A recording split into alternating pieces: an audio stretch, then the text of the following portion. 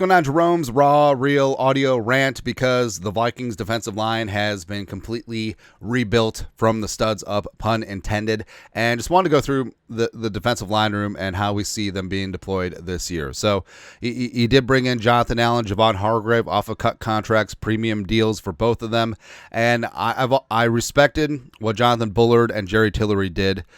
Tillery last year and Bullard over a couple of seasons. They're very good at those 5-tech spots, setting the edge as the Vikings transition from a 4-3 to a 3-4. Because remember, for so many years, even going back to the Purple People Eaters, going back through the Williams Wall, the Zimmer regime, the Vikings were a 4-3 team, right? So 4-3 over generally. And transitioning to a 3-4, it's really hard to do in a short amount of time. Because the personnel you need, especially on the defensive line, it's different.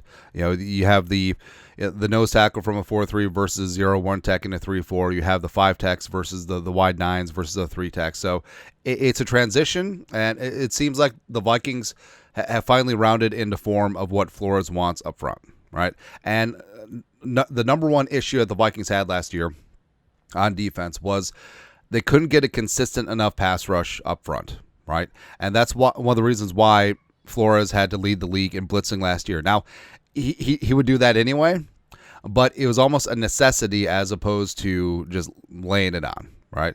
And again, God bless Bullard and Tillery, but they just weren't having enough juice along the defensive line.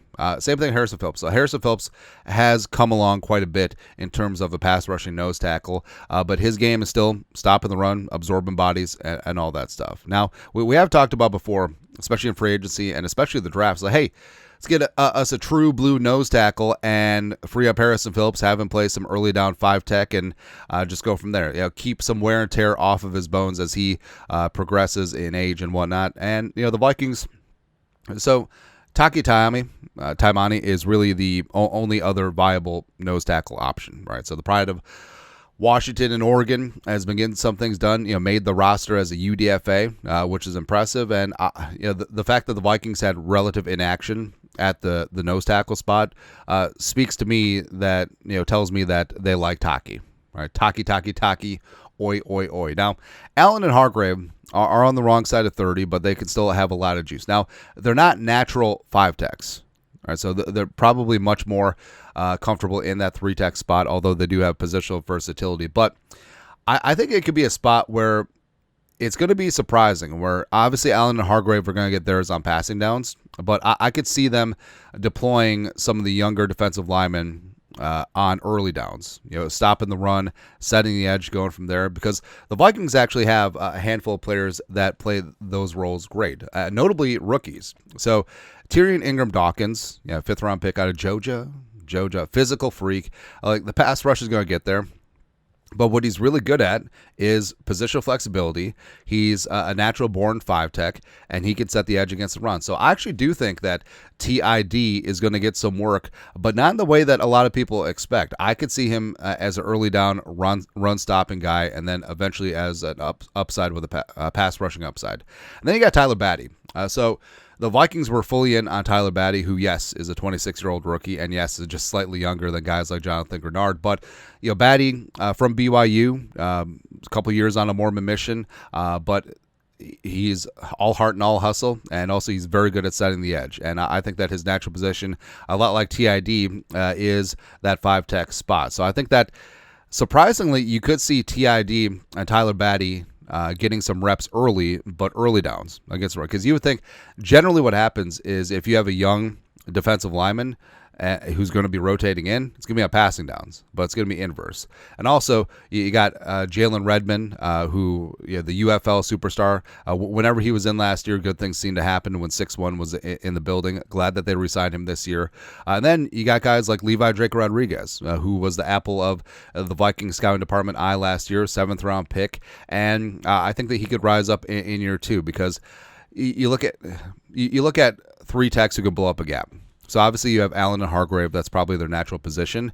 And then the rest of the rooster, you have a mix of 5-techs, some nose, some whatever. But LDR and also UDFA tryout addition Elijah Williams from Oregon State, they're those true blue 3-techs, right? So you just give them the B gap, have them blow it up, and go from there.